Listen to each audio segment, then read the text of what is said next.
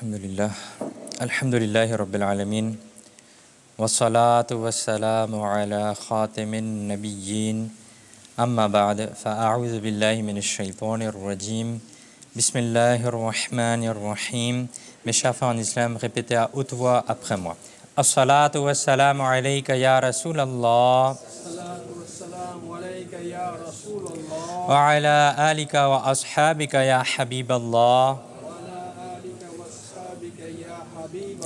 As-salatu wassalamu alayka ya Nabiyallah. Wa ala alika wa ashabika ya Nurallah. Nawaitu sunnat al-i'tikaf. Je fais l'intention de la retraite spirituelle du i'tikaf en étant dans la mosquée. Mes chers frères en islam, il y a beaucoup de bienfaits à réciter la salat ala nabi, c'est-à-dire le durud sharif sur le bien-aimé prophète sallallahu ta'ala alayhi wa sallam. Il est rapporté dans un hadith que le bien-aimé prophète sallallahu ta'ala alayhi wa sallam a dit: ils viendront certes à mon bassin. Ils viendront certes à mon bassin, c'est-à-dire à mon haoud de Kawthar. Qui viendront à mon bassin? Des gens que je ne reconnaîtrai que par l'abondance de leur salat sur moi. Subhanallah. Ils viendront certes à mon bassin. Le jour du jugement, il y aura un bassin qui sera le bassin du bien-aimé prophète sallallahu alayhi wa sallam. Seulement certains privilégiés auront le droit de boire et de s'abreuver à ce moment-là. Et qu'est-ce que le bien-aimé prophète sallallahu alayhi wa sallam il dit? Ces gens-là qui viendront, je ne les reconnaîtrai que par leur abondance de leur salat sur moi. Donc essayons, mes chers frères, nous aussi d'être parmi ces gens-là, d'être parmi ceux qui récitent en abondance avec kathra la salat, le durud sharif sur le bien-aimé prophète sallallahu alayhi wa sallam, pour pouvoir avoir les bienfaits. Et chaque semaine, peut-être on entend un nouveau bienfait. Chaque semaine, peut-être on entend une nouvelle fadila, un nouveau bienfait de réciter la salat ala nabi. Donc essayons nous aussi, Inch'Allah, de prendre cette bonne habitude de réciter tous les jours. Avec kathra, les savants ils disent au minimum 313 fois. La kathra, c'est ce que les savants ils définissent, c'est lire au minimum 313 fois. Donc peut-être prendre une petite formule, il y a plein de formules différentes. Prendre une petite formule pour éviter d'être paresseux dans cela et essayer de lire au maximum, autant que possible cela. En plus de la récitation du Coran, en plus des autres wird, des wadaif, en plus des istighfar, en plus d'autres choses, mais cela aussi a son importance d'accorder le droit au bien-aimé prophète sallallahu alayhi wa sallam. La Ummah, elle a un devoir envers son bien-aimé prophète sallallahu alayhi wa sallam. Et un des devoirs, c'est aussi de réciter la salat, le durud sharif sur lui. Donc aussi, on est, alhamdulillah, dans un majlis de zikr. Lorsqu'on entend à chaque fois sallallahu alayhi wa Muhammad, on répète nous aussi même à voix basse, pour obtenir cette récompense-là et réciter autant que possible cela dans ce majlis, dans ce bayan, dans ce discours du vendredi aussi, Inch'Allah al-Karim. Avec amour, avec respect et honneur pour le prophète alayhi salatu wa salam, récitons une fois la salat, le durud sharif sur lui. Sallu ala al-habib, sallallahu ta'ala ala Muhammad, sallallahu alayhi wa alihi wa sallam.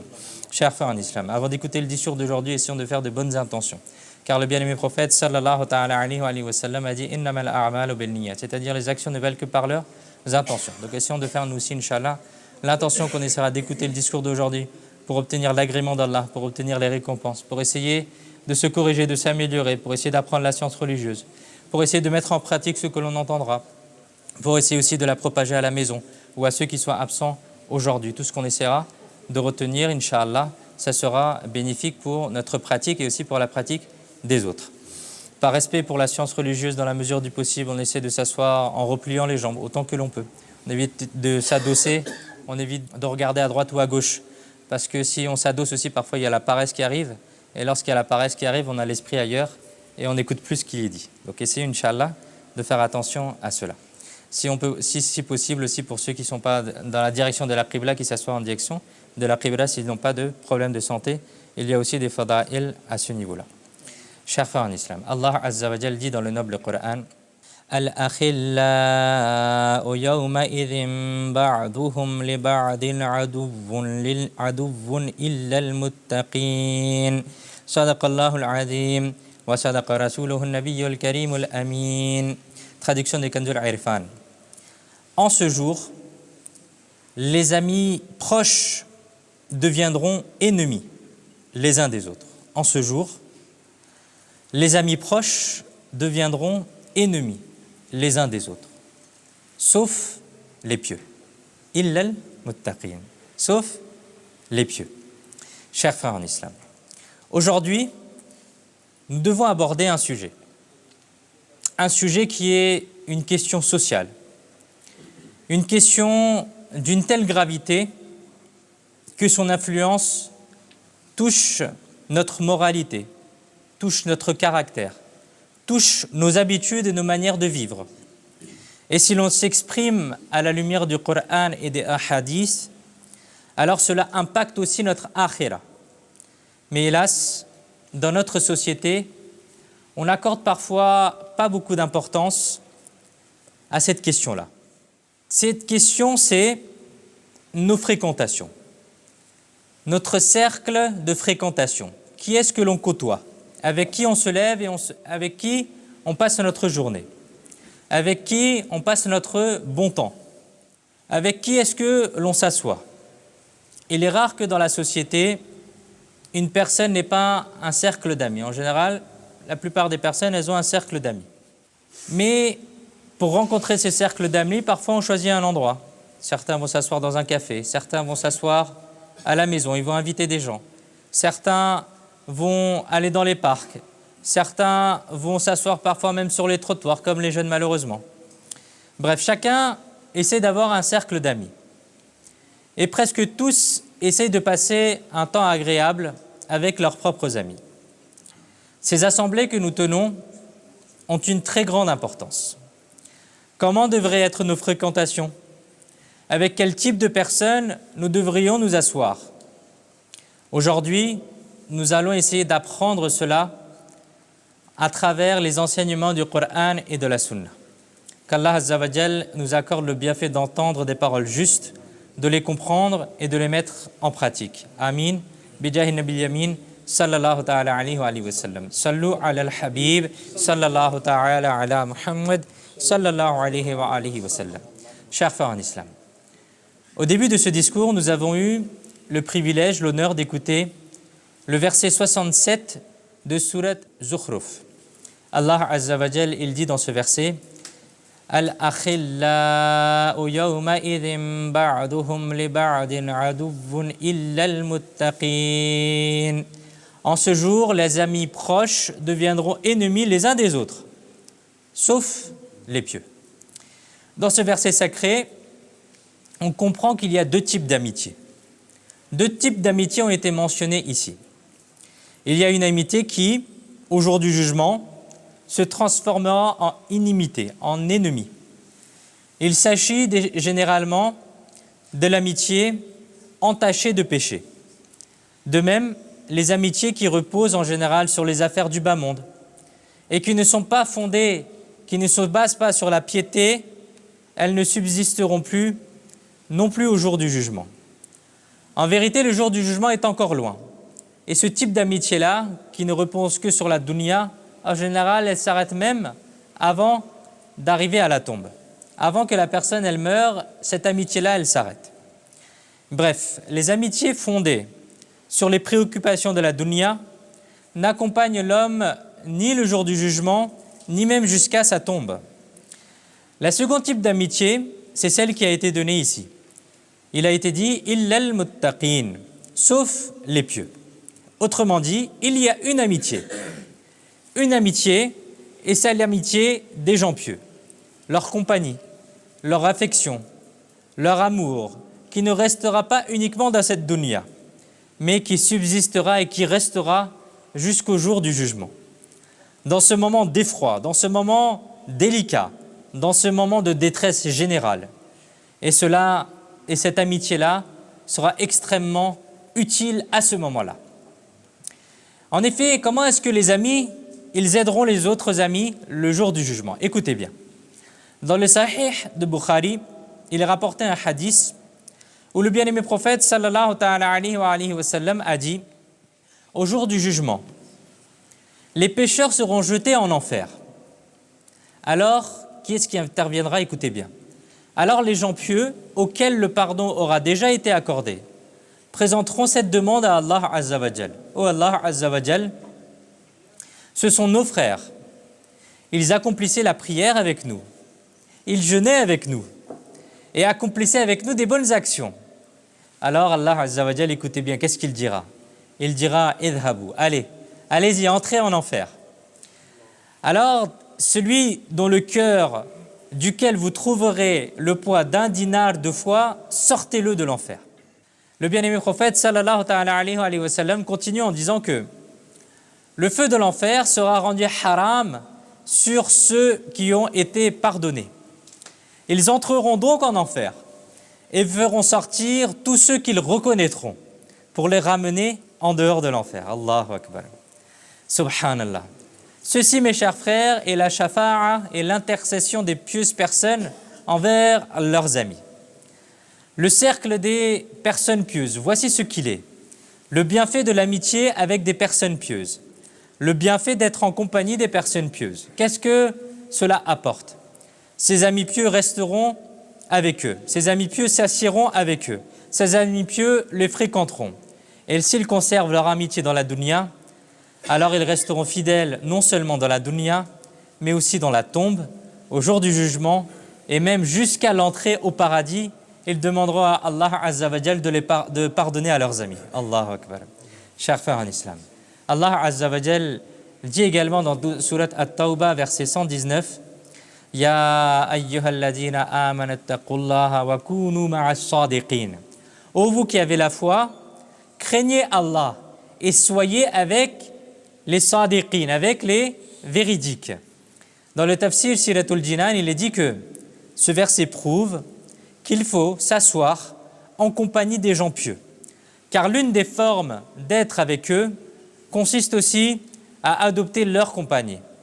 Et l'un des résultats de choisir d'être en compagnie des personnes pieuses, il y a le bienfait dans cette dunya même, qu'en restant avec eux, on observe leur conduite, on observe leur caractère, on observe leurs bonnes manières et on reçoit soi-même le bienfait de se préserver des péchés et d'accomplir des bonnes actions. Un autre effet de la compagnie des pieuses personnes est que la dureté du cœur s'éloigne et on ressent alors de l'émotion spirituelle, de la dévotion spirituelle, de la douceur dans le cœur.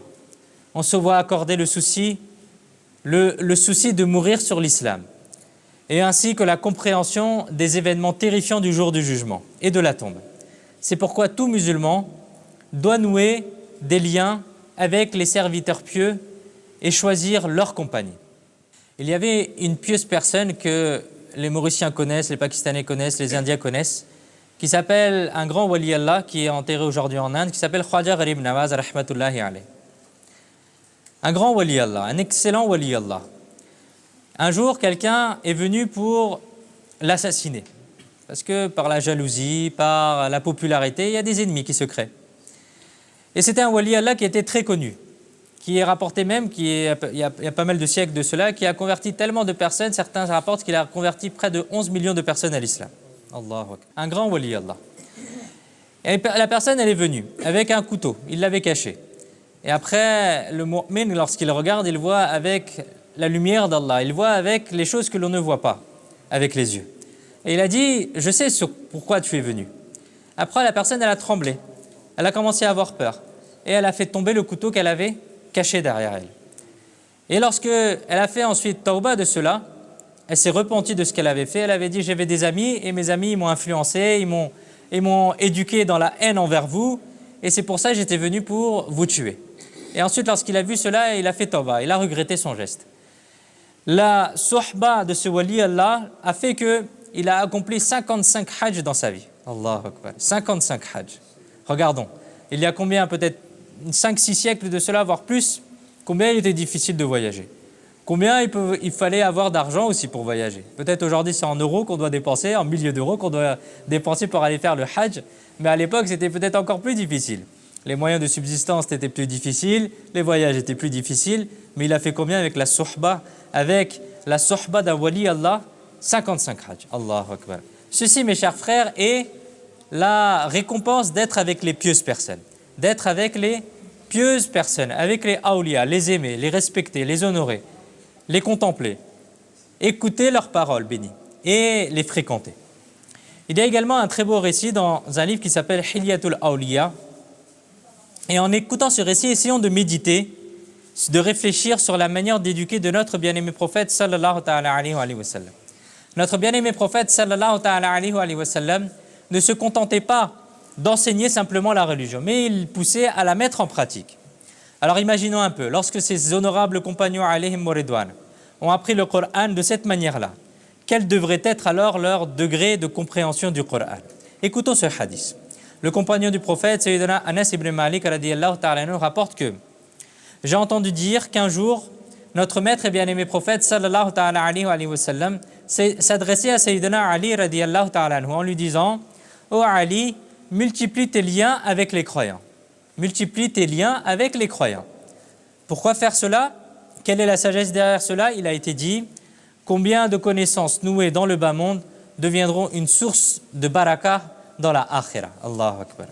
Sayyidina Anas ibn Malik radiyallahu ta'ala anhu rapporte que, ayant reçu l'ordre du bien-aimé prophète sallallahu ta'ala alayhi wa sallam, Sayyidina Ali al-Murtada radiyallahu ta'ala anhu est reparti.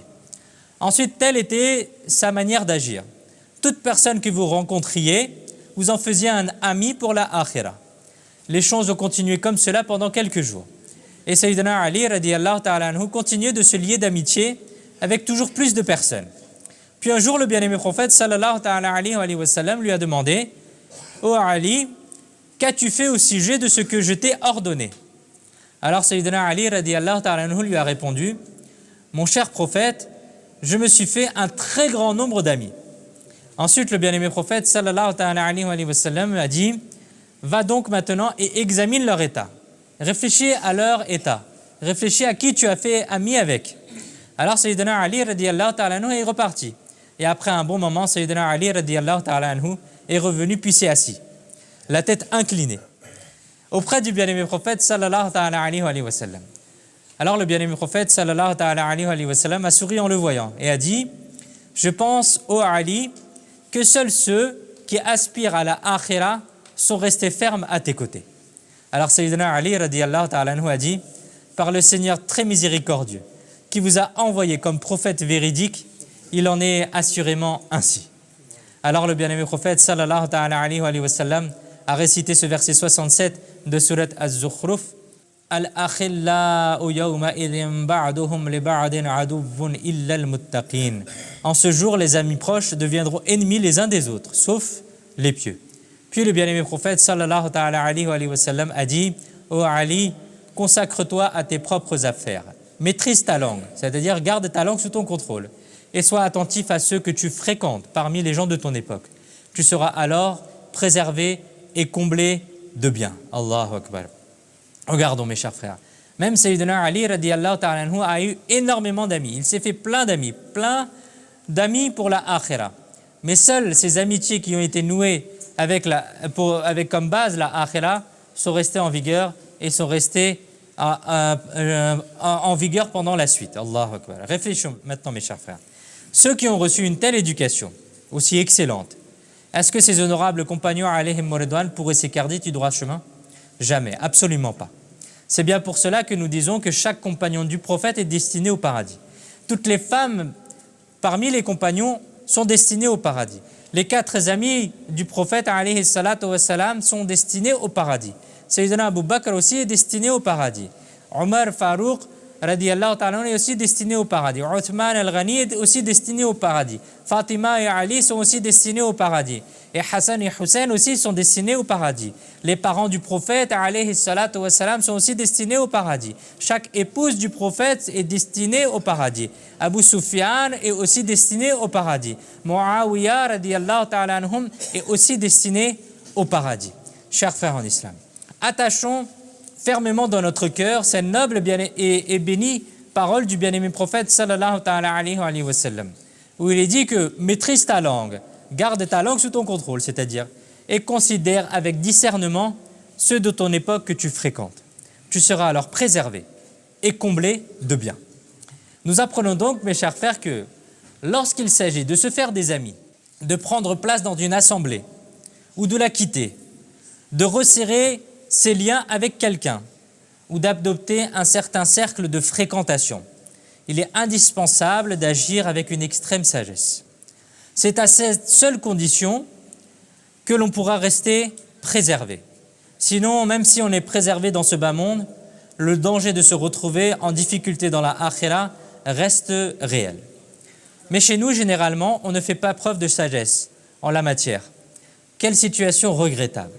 Lorsqu'il s'agit d'acheter des choses, si on veut acheter une paire de chaussures, alors on peut faire le tour des commerçants. On peut fouiller partout sur Internet. On peut passer des heures et des heures à chercher quelque chose qui nous convient. Et seulement après, on va acheter une paire de chaussures. Mais pour un ami, celui à qui on va ouvrir le cœur, celui à qui on va se confier, celui que l'on va fréquenter, celui qui va venir parfois chez nous ou qu'on va aller chez lui, celui qui va rentrer dans notre vie, celui dont les mœurs exerceront une influence sur nous, dont la conduite marquera notre propre conduite. Dans cela, parfois aucune réflexion, aucun examen, aucune vérification.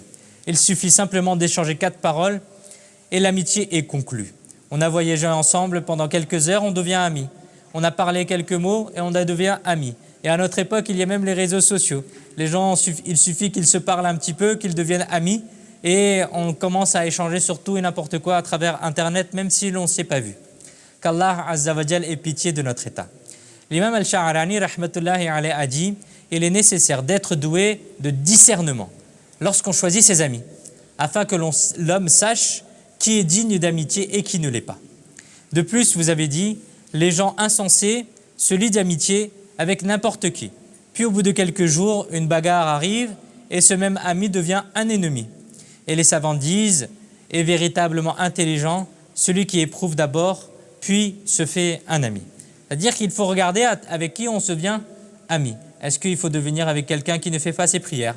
Est-ce qu'il faut devenir ami avec quelqu'un qui boit de l'alcool? Est-ce qu'il faut être ami avec quelqu'un qui fait de la médisance? Est-ce qu'il faut devenir ami avec quelqu'un qui se drogue ou qui vend de la drogue? Etc., etc. Un jour ou l'autre, cela va avoir une influence sur nous. Un jour ou l'autre, cela va se répercuter sur nous. C'est-à-dire que ce n'est pas les parents qui disent à leurs enfants de boire de l'alcool. C'est ceux qui tournent mal. Ce n'est pas les parents qui disent à leurs enfants d'aller vendre ou d'acheter de la drogue. Mais c'est quoi? C'est le cercle de fréquentation. C'est les amis. C'est les amis. Un tel m'a dit, vas-y, j'ai commencé, je vais goûter un peu, etc. Et la personne, elle est entraînée dans ces choses-là. Il y avait un homme, à l'époque du bien-aimé prophète, sallallahu ta'ala alayhi wa sallam, qui s'appelait Uqba ibn Abi Mu'ayt. Écoutez bien l'influence de son ami. C'était un non-musulman au départ, originaire de Mecca. Il se présentait régulièrement auprès du bien-aimé prophète sallallahu ta'ala alayhi wa sallam. Il écoutait vos paroles lumineuses et il les respectait, il en était émerveillé. Mais cependant, il n'avait pas récité la shahada, il n'était pas encore devenu musulman. Un jour, il a invité le bien-aimé prophète sallallahu ta'ala alayhi wa sallam chez lui. Alors le bien-aimé prophète sallallahu ta'ala alayhi wa sallam s'est rendu chez lui. Et ensuite, le repas a été présenté. Mais le messager de la miséricorde, l'intercesseur de la Ummah, notre noble et bien-aimé prophète sallallahu ta'ala alayhi wa sallam, l'a incité à accepter l'islam en lui disant « Tant que tu n'auras pas prononcé la shahada et embrassé l'islam, je ne mangerai absolument pas la nourriture de ta maison. » Alors, Uqba ibn Abi Mu'ayt a prononcé la shahada. Et le bien-aimé prophète sallallahu ta'ala alayhi wa sallam a ensuite pris le repas. Puis vous êtes rentrés chez vous. Mais Uqba ibn Abi Mu'ayt, il était lié d'amitié avec Ubay ibn Khalaf, qui était aussi un grand tyran non-musulman de Mecca. Et lorsqu'il a appris que Uqba avait invité le bien-aimé prophète sallallahu ta'ala alayhi wa sallam chez lui et qu'il avait même prononcé la shahada, cela l'a mis en colère, dans une grande colère. Et Ubay ibn Khalaf a alors poussé Uqba à agir et lui a dit « Désormais, il y a une condition pour que notre amitié elle reste en vigueur. Que tu te comportes avec insolence avec Muhammad sallallahu alayhi wa sallam, na'udhu billah, ma'adallah, qu'Allah azza wa jalla nous en préserve. » Maintenant, Uqba ibn Mu'ayt avait 2 chemins devant lui. D'un côté, son ami qui l'influence vers des mauvaises choses et vers l'insolence envers le bien-aimé prophète sallallahu ta'ala alayhi wa sallam. Et de l'autre côté, l'amitié, le suivi du bien-aimé prophète sallallahu ta'ala alayhi wa sallam, les bienfaits de cette dunya et de la akhira pour toujours. Mais son ami l'avait influencé. Il s'est dit, je vais perdre l'amitié. Uqba ibn Mu'ayt, ibn Abi Mu'ayt, a préféré l'amitié de Ubay ibn Khalaf. Et ce malheureux s'est ensuite un jour présenté dans la cour du bien-aimé prophète sallallahu ta'ala alayhi wa sallam et s'est rendu coupable d'une grande insolence. À la suite de quoi, ces nobles versets de Surat Al-Furqan ont été révélés, de Surat Al-Furqan, versets 27 à 29, traduction, « Et le jour où l'injuste se mordra les doigts, il dira, si seulement j'avais emprunté la voie avec le messager. Hélas, ma ruine, si seulement je n'avais pas pris un tel comme ami. Il m'a certes égaré après que le rappel me soit parvenu. Et Shaitan abandonne toujours l'homme au moment de la détresse. » Lorsque l'être humain est saisi d'un profond regret et d'une grande honte ou qu'il est emporté par une colère intense, certains grincent des dents, tandis que d'autres, sous l'effet du regret, se mettent à mordre leurs dents, à mordre leurs mains. Au jour du jugement, Uqba ibn Abi Mu'ayt sera lui aussi dans cet état-là. Il se mordra les mains de regret et il dira « Ah, si seulement j'avais subi le noble messager d'Allah sallallahu ta'ala alayhi wa sallam. Si seulement en lui obéissant, j'avais emprunté la voie du paradis et du salut. Malheur à moi. Ah, si seulement je n'avais pas pris un tel, c'est-à-dire Ubay ibn Khalaf, pour ami. Allahu Akbar. Ô vous les amoureux du prophète, réfléchissons. Uqba ibn Abi Mu'ayt avait l'habitude de s'asseoir auprès du bien-aimé prophète sallallahu ta'ala alayhi wa sallam. Regardez le privilège qu'il avait et d'écouter vos paroles remplies de hidayah. À votre invitation, il avait même prononcé la shahada. Mais hélas, sa mauvaise fréquentation, sa mauvaise amitié l'a égaré.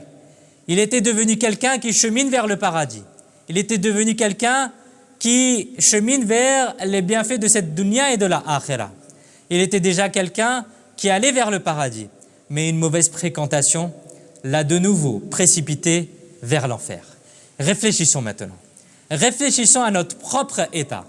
Ah, aujourd'hui, si nous prenons comme amis des mauvaises personnes, des personnes qui n'accomplissent pas leurs prières, des personnes qui ne font pas le khair, le bien, des personnes qui désobéissent à Allah et à son messager, des personnes qui boivent de l'alcool, des personnes qui jouent à des jeux de hasard, des personnes qui pratiquent des transactions usuraires du riba, des personnes qui se droguent ou vendent de la drogue, des personnes qui cherchent les bagarres avec les gens, des personnes qui, par amour pour la mode, oublient la akhira, des personnes qui sont insolentes et désobéissantes envers leurs parents. Si nous prenons de telles personnes pour amis, alors peut-être que demain, au jour du jugement, lorsque tous les liens seront rompus, que la mère fuira son fils, que le père abandonnera son fils, que le frère s'éloignera de son frère, dans ce moment critique où parmi les amis et les proches, personne ne se souciera de l'autre. Ah, en ce jour terrifiant du jugement, qu'Allah Azza wa Jal nous en préserve, que nous ne nous retrouvions pas, nous aussi, à crier avec regret. Hélas, ma ruine, si seulement je n'avais pas pris un tel comme ami. C'est pourquoi l'occasion nous est offerte. Nous avons encore un répit aujourd'hui. Choisissons seulement des bons amis et tenons-nous exclusivement en compagnie des personnes pieuses, des personnes qui ont une bonne aqidah, un bon comportement, qui sont assidues et sérieuses avec leurs prières. Ou sinon, mes chers frères, nous n'aurons que du regret le jour du jugement. Car même ces amis-là ne nous aideront pas le jour du jugement. Après la shafa'a du bien-aimé prophète, sallallahu alayhi wa sallam, après la shafa'a à l'intercession des prophètes, des compagnons et des personnes pieuses, ces amis-là pourront aussi intercéder. Récoutons bien l'exemple de la bonne compagnie et de la mauvaise compagnie. Sayyidina Abu Musa al-Ash'ari, rahmatullah, radiyallahu ta'ala, nous rapporte que le bien-aimé prophète sallallahu ta'ala alayhi wa sallam a dit l'exemple de la compagnie vertueuse, de la compagnie pieuse et de la mauvaise compagnie est semblable à celui du porteur de musc et de celui qui souffle dans le soufflet, c'est-à-dire celui qui prépare le fer, l'acier, qui chauffe pour préparer et travailler l'acier. Qu'est-ce qu'il est dit ensuite? Le porteur du musc, soit il t'en offre, soit tu en achèteras auprès de lui, soit tu percevras de sa part un agréable parfum. Voilà la bonne compagnie. C'est comme celui qui vend du musc, qui est porteur de musc. Soit il t'en donnera, soit tu en achèteras auprès de lui, soit tu percevras de sa part une odeur agréable. Quant au souffleur de forge, celui qui travaille l'acier, en le chauffant, en le travaillant, soit il brûlera tes vêtements, soit tu sentiras de sa part une odeur nauséabonde. Allahu Akbar. Chers frères en islam, dès aujourd'hui, prenons cette ferme résolution. Nous ne nous asseoirons désormais que dans des assemblées d'où se dégagent des bonnes odeurs. Pas des odeurs uniquement de parfum, mais des odeurs de la piété, de la taqwa, des odeurs de la récitation du Coran, des odeurs du zikr d'Allah, des odeurs de na'at, c'est-à-dire des éloges et des salats sur notre bien-aimé prophète sallallahu alayhi wa sallam, des odeurs de la science religieuse, des odeurs de la dua et des munajat. Et concernant toutes les assemblées d'où sort une mauvaise odeur, l'odeur de la riba, parler derrière son frère, derrière sa sœur, de la délation, l'odeur du mensonge et de la tromperie, et où se répandent l'odeur des injures, des propos obscènes. Faisons la ferme intention de toujours rester éloignés de ce type de rassemblement et de ce type de personnes-là. Car même les anges, ils font dua où ils remercient la personne pour cela. Écoutez bien, Sayyidina Wahib, rahmatullahi alayhi, a dit, il nous est parvenu dans les traditions que lorsque l'homme vertueux, l'homme pieux meurt, les anges chargés d'écrire ses œuvres disent qu'Allah t'accorde la meilleure récompense. Tu nous as fait siéger dans de telles assemblées de vérité et nous as conduits vers tellement de bonnes œuvres. Et lorsque le serviteur débauché, c'est-à-dire la personne qui commet des actes immoraux, des péchés, meurt, alors les anges disent qu'Allah ne t'accorde aucune bonne récompense. Donc combien de mauvaises assemblées nous as-tu fait asseoir? À combien de mauvaises actions nous as-tu conduit? Et combien de paroles ignobles nous as-tu fait entendre? Qu'Allah ne t'accorde aucune bonne récompense. Allahu Akbar. Combien cet enseignement est riche de leçons. Les anges qui restent sans arrêt avec nous, qui enregistrent nos actes, qui écrivent nos actes. Il est donc évident que partout où nous allons, partout où nous nous rendons, ils nous accompagnent eux aussi. Et si nous prenons place dans une mauvaise assemblée, nous y allons certes par le malheur de nos propres actes. Mais nous mettons aussi inutilement ces anges qui nous accompagnent dans l'embarras. C'est pourquoi il faut toujours que nous nous asseyions toujours dans des assemblées pieuses. Dans des assemblées où nous tenir en compagnie des gens pieux, prendre part à des rassemblements vertueux et à des réunions pieuses, nous préserver des assemblées où l'on parle avec des péchés, où l'on parle inutilement, où l'on parle avec de la médisance, où l'on parle avec de la riba. Nous préserver des assemblées des gens qui ont des mauvaises croyances aussi et des cercles remplis de péchés. En toutes circonstances, nous devons essayer de les éviter. Qu'Allah Azza wa Jal nous accorde le bienfait d'agir comme cela. Amin bijahi khatam an-nabiyyin sallallahu ta'ala alayhi wa sallam. Sallu ala al-habib sallallahu ta'ala ala Muhammad sallallahu alayhi wa sallam. Chers frères en islam, nous devons prendre part à des assemblées religieuses, comme par exemple celle qu'on est en train de faire aujourd'hui. Venir le jour du vendredi un peu plus tôt pour écouter le béan, pour écouter les discours, pour essayer d'écouter le rappel, pour essayer de se corriger, pour essayer de se remettre en question, pour essayer de réfléchir à sa vie, pour essayer de se dire qu'est-ce que j'ai fait depuis le dernier vendredi, qu'est-ce que je dois faire jusqu'au prochain vendredi, etc., etc. Passer du temps dans la mosquée, passer du temps dans le zikr d'Allah. Cela contient énormément de barakah. Écoutons maintenant un résumé des barakahs des assemblées religieuses et réjouissons nos cœurs. Alhamdulillah, aujourd'hui, j'ai passé du temps dans un majlis de zikr. J'ai passé du temps avant le vendredi pour écouter un rappel. J'ai passé du temps aujourd'hui, ce jour de vendredi, ce jour béni du vendredi, à écouter un dars. Écoutons quels sont les bienfaits de cela. Conformément au noble ahadith, qu'est-ce qu'il se passe dans les assemblées de zikr? Les anges déploient leurs ailes sur ceux qui prennent part à une assemblée de zikr, c'est-à-dire une assemblée religieuse. Allahu Akbar. La sakina, la tranquillité, la sérénité descend sur les gens qui sont dans une assemblée de zikr. Et regardons combien nous sommes tranquilles dans cette assemblée de zikr, combien nous sommes paisiblement assis, combien nous sommes avec la sakina dans le cœur. La miséricorde les enveloppe, ceux qui s'assoient dans une assemblée de zikr. Pour eux, il y a l'heureuse annonce qu'ils ont été pardonnés.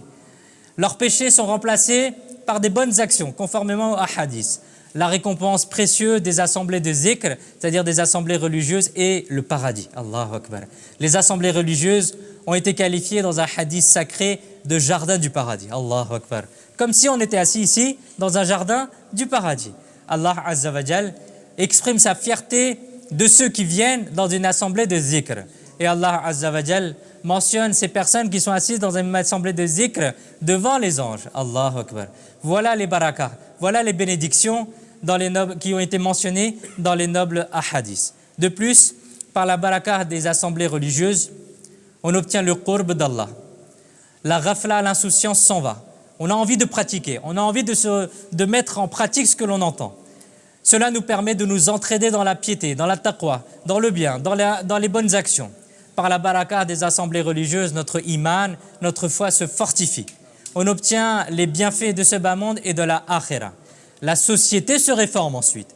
On est gratifié de richesses, de l'amour mutuel, de l'affection, de la concorde et de l'unité entre nous.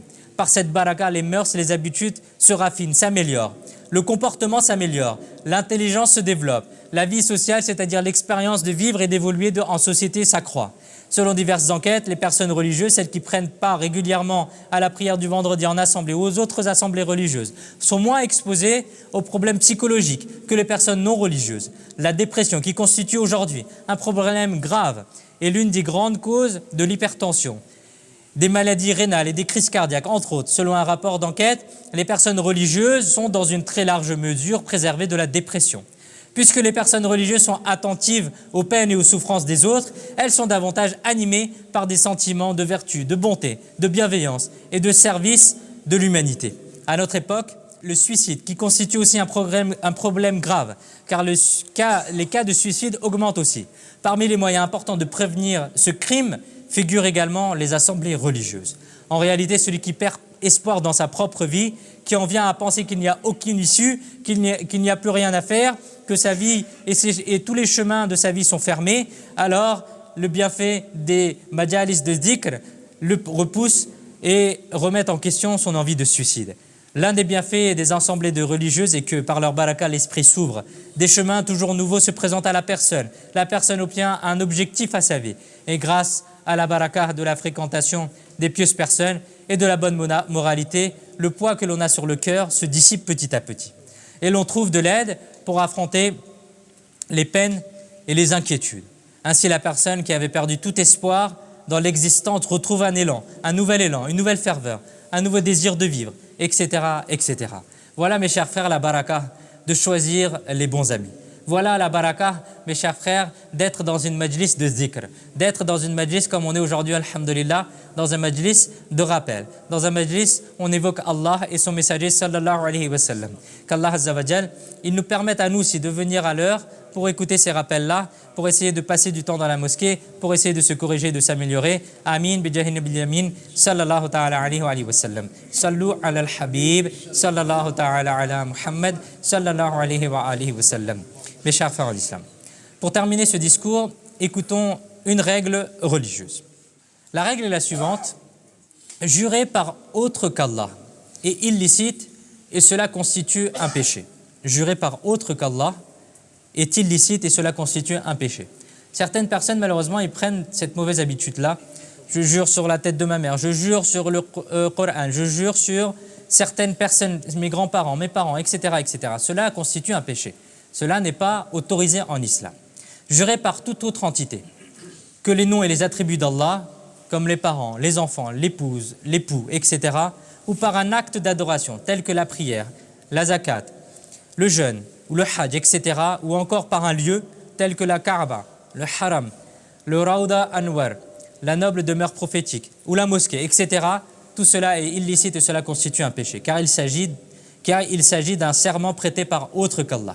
Il est rapporté dans un hadith que certes Allah vous interdit de jurer par votre père, quiconque désire prêter serment doit jurer par Allah ou garder le silence. Qu'Allah Azza wa Jal nous accorde le bienfait d'apprendre les règles islamiques correctes et de les mettre en pratique. Amin, bijahi nabil yamin, sallallahu ta'ala alayhi wa sallam. Sallu ala al-habib, sallallahu ta'ala ala Muhammad, sallallahu alayhi wa sallam.